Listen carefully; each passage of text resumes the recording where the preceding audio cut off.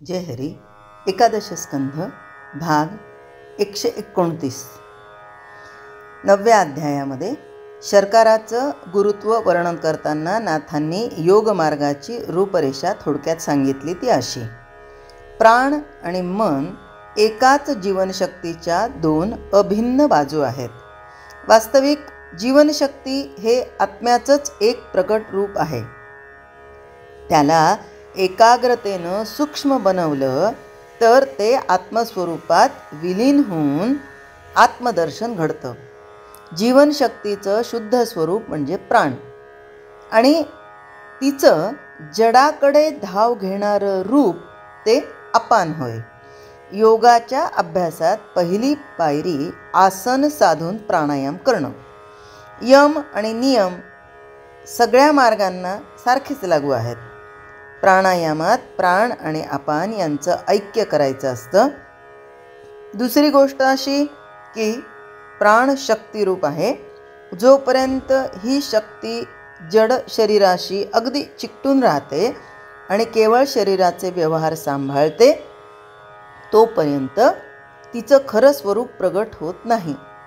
पण प्राण अपान एक झाले की वैराग्य दृढ असलं म्हणजे त्या शक्तीचं तोंड सूक्ष्माकडे वळतं.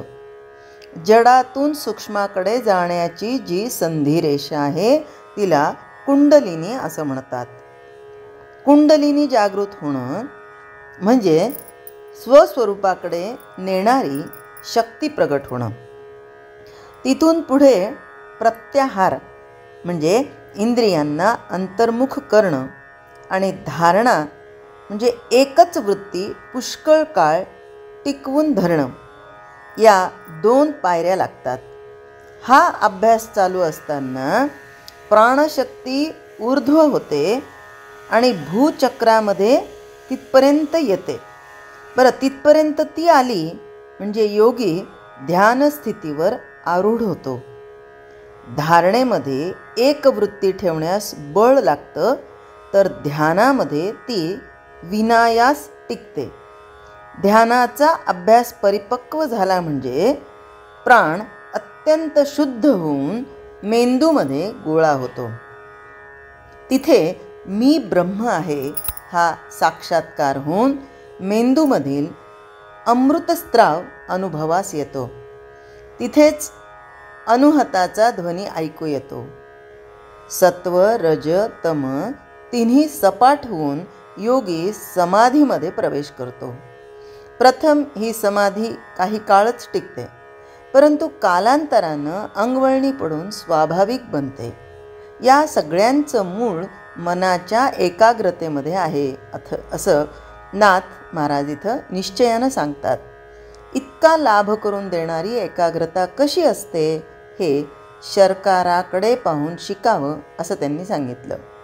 नाथ महाराज म्हणतात, माणसाला एकाग्रता साधली तर फार मोठा लाभ होतो. एकाग्रता शिकण्यासाठी अवधूतानं एका बाण करणाऱ्या मनुष्याला गुरु केलं. एकाग्रता साधली तर योगाचा अभ्यास सोपा होतो. वैराग्याशिवायच अभ्यास सुरू केला तर विषयरूप दांडगे चोर उठतात. काम दरवडा घालतो आणि मुद्दल आत्मज्ञान नाहीसं होतं.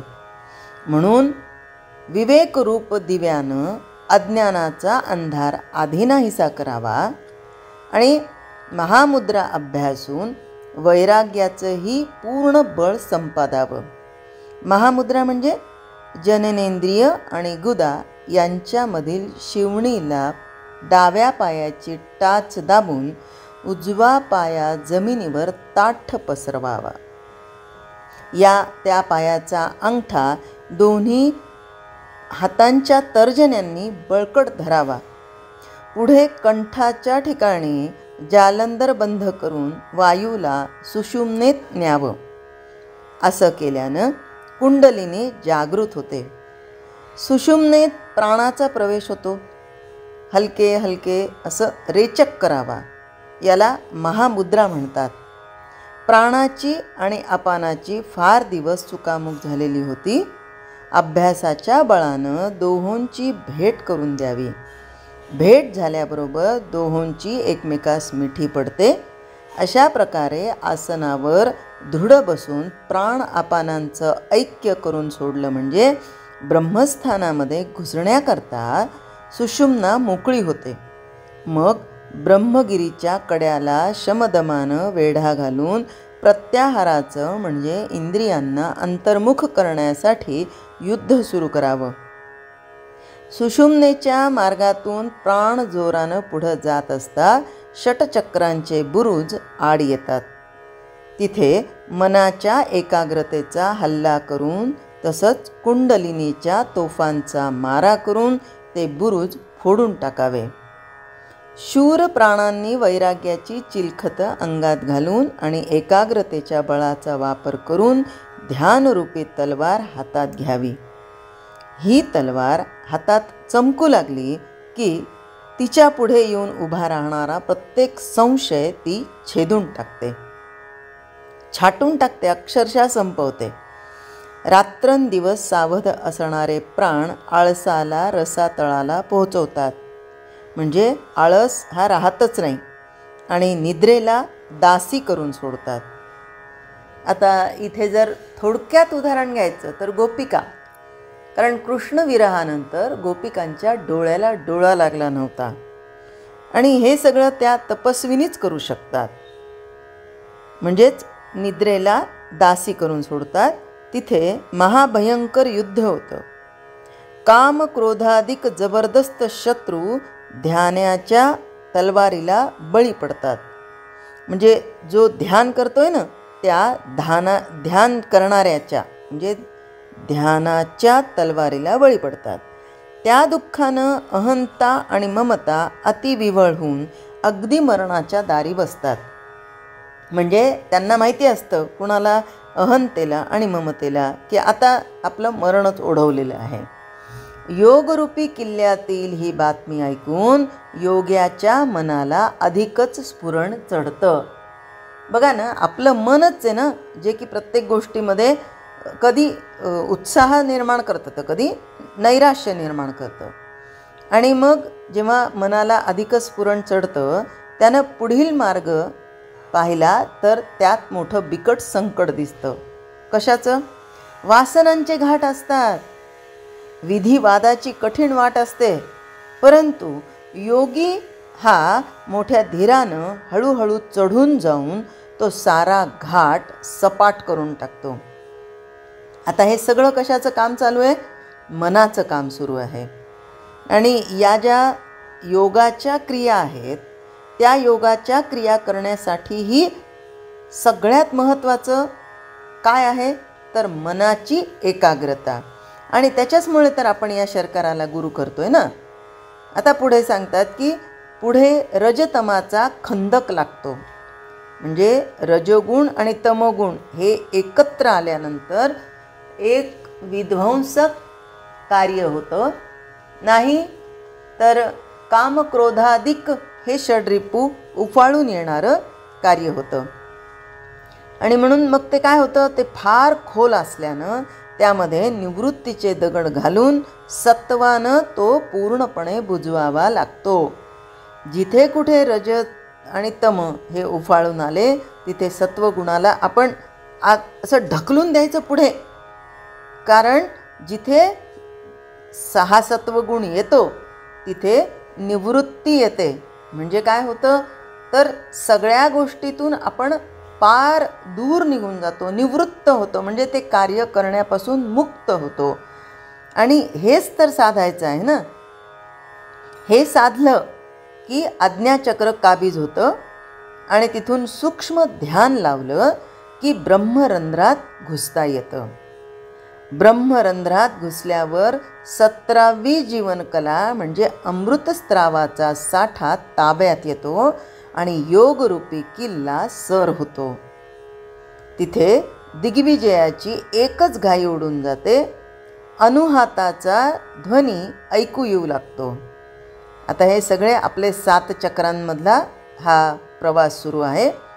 आणि सोहमचा बाहुटा फडकू लागला की जिकडे तिकडे आपलंच राज्य आढळतं. साम्य दृष्टी झाल्यानं परका कुणीच दिसत नाही. जिकडे तिकडे रामराज्य होतं. आता हे आम्ही महिलांनी जर समजून घ्यायचं तर बघा, ही जी साम्यदृष्टी आहे ती साम्यदृष्टी आमची कुणाकडे असते? सासर आणि माहेर यांच्यामधला जर विचार केला तर अर्थातच साम्यदृष्टी ही माहेरी असते. मग मामी आपलीच दिसते, मावशी आपलीच दिसते, मामा आपलाच दिसतो. आणि जर काही द्यायचं असेल ना तर आपण सगळ्यांनाच सढळ हाताने देतो. इकडे मात्र म्हणजे सासरी करताना मात्र बऱ्याच महिला हा भेदभाव करतात. आता हे सांगायचं उदाहरण याच्यासाठी की आपल्याला ती साम्यदृष्टी म्हणजे नेमकं काय हे समजावं म्हणून, की साम्यदृष्टी झाल्यानं परका कोणीच दिसत नाही, जिकडे तिकडे रामराज्य होतं. आणि हे झाल्यावर ध्यान, ध्याता आणि ध्यान म्हणजे ध्येय, ध्याता आणि ध्यान. ध्यान करणारा ध्याता आणि ध्याताला जे साध्य करायचं आहे ते ध्येय, ही त्रिपुटीच नाहीशी होते. आणि ध्यानखंडाचं कारण संपतं म्हणून खडाची मूठ योगी सोडतो, वैराग्य कवचाच्या गाठी मोकळ्या करतो. पुढे शत्रू दिसेना म्हणून सत्वानं जमवलेली युद्धाची प्रचंड सामग्री तो दूर टाकून देतो. योग्याचं चित्त ध्यानाच्या अभ्यासानं चैतन्य स्वरूप झाल्यामुळं ते तन्मयतारूपी छत्र धरून समाधीच्या सिंहासनावर योग्याला सहजासनात बसवतं. तेव्हा जीवाचं जीवपण नाहीसं होतं, ज्ञातेपणासह ज्ञान लयास जातं आणि प्रपंचाचं भान न उरता सगळीकडे चिन्मात्र स्वरूप पूर्णपणे भरून राहतं. योग्याच्या हृदयात आणि बाहेर देखील शुद्ध चैतन्य भरून राहिल्यानं त्याला दुसरं काही दिसतच नाही. तो चिद्घन स्वरूप आनंद रूप होऊन राहतो. ज्ञानी लोक या अवस्थेला अत्यंत श्रेष्ठ समाधी मानतात. आणि या सगळ्या गोष्टी जर आपल्याला समजायला अवघड जात असतील तर अगदी सोपं उदाहरण म्हणजे वारीला निघालेला वारकरी निघाल्यापासून ते पांडुरंगाच्या चरणावर नतमस्तक होईपर्यंतची त्याची जी मानसिकता, जी शारीरिकता अवस्था ह्या आहेत त्या जर आपण समजून घेतल्या तर तेच ही समाधी होय, तीच ही एकाग्रता होय. जय हरी.